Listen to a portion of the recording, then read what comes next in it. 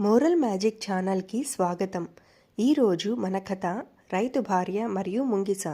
ఒక గ్రామంలో ఒక రైతు భార్య ఉండేది. ఆమెకి ఒక చిన్న బాబు ఉండేవాడు. వాళ్ళ ఇంట్లో ఒక ముంగిసను కూడా పెంచుకునేవారు. ఆ ముంగిస బిడ్డను ఎంతో ప్రేమగా చూసుకునేది. రైతు ముంగిసను బాగా చూసుకునేవాడు.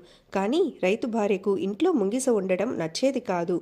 ఒకరోజు రైతు భార్య మార్కెట్కు వెళ్ళాలి అని బాబును నిద్రపించి ముంగిసను చూసి, నేను వచ్చే వరకు నా బిడ్డను జాగ్రత్తగా చూసుకో అని చెప్పింది. ఆమె వెళ్ళిపోయిన కాసేపటి తర్వాత ఒక పెద్ద పాము ఇంట్లోకి వచ్చింది. అది నెమ్మదిగా బిడ్డ దగ్గరకు చేరింది. అది గమనించిన ముంగిస వెంటనే పాముపై దాడి చేసింది.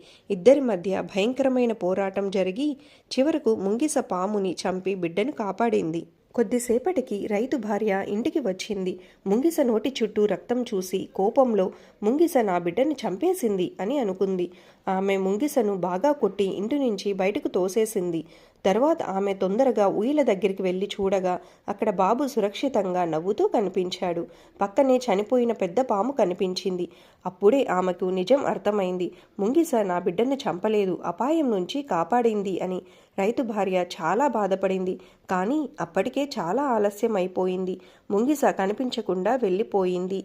ఈ కథలోని నీతి ఏమిటంటే, ఆలోచించకుండా తొందరపాటు నిర్ణయాలు తీసుకోవద్దు. నిజం తెలుసుకున్న తర్వాతే చర్య తీసుకోవాలి.